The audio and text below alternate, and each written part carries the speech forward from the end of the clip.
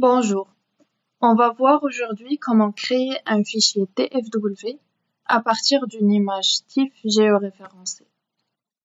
Donc, dans l'onglet Photogrammétrie de TBC, lorsque vous créez un TIFF, qu'il soit compressé ou non, il intègre les informations de géoréférencement. Donc, juste pour vous donner un exemple, je vais vous montrer le produit final de cet export. Il s'agit en effet d'un TIFF géoréférencé contenant de l'information sur le géoréférencement.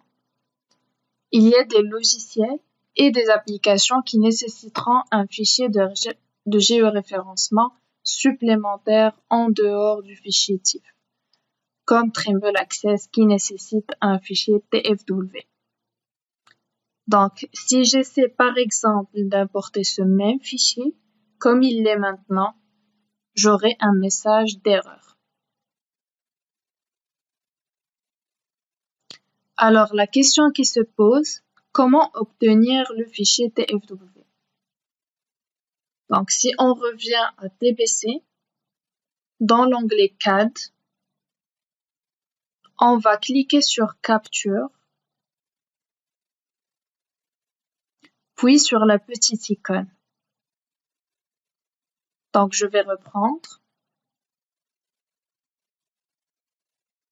On va cliquer sur la petite icône qui est en forme de rectangle en haut. Et vous n'êtes pas obligé de lui donner un nom, mais si vous le faites, cela vous facilitera la tâche par la suite. Vous pouvez appuyer par la suite sur les coins de l'image. Dans Location, appuyez sur le coin inférieur. Et ce n'est pas la peine d'appliquer une rotation.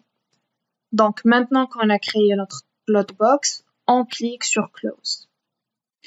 On va ensuite lui dire qu'on veut utiliser ce plotbox qu'on vient de créer.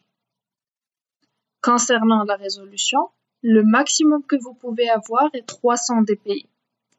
Donc, en fait, la seule restriction est que vous pouvez perdre un peu la qualité de l'image.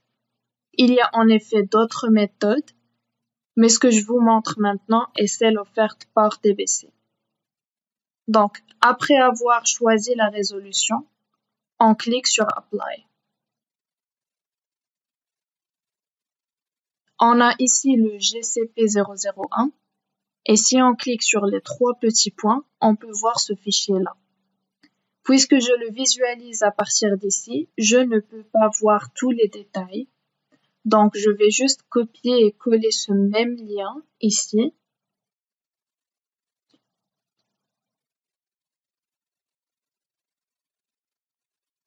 Et maintenant, je peux voir les trois fichiers. Et maintenant, on va copier-coller ces mêmes fichiers dans le back-end de Trimble Access. Et puis maintenant, quand on ouvre Trimble Access, rappelez-vous que avant j'ai reçu un message d'erreur puisque je n'avais pas mon fichier TFW. Mais maintenant, ça marche. Donc, grâce à la méthode que je vous ai montrée, vous pouvez maintenant avoir votre fichier TFW à partir de TBC.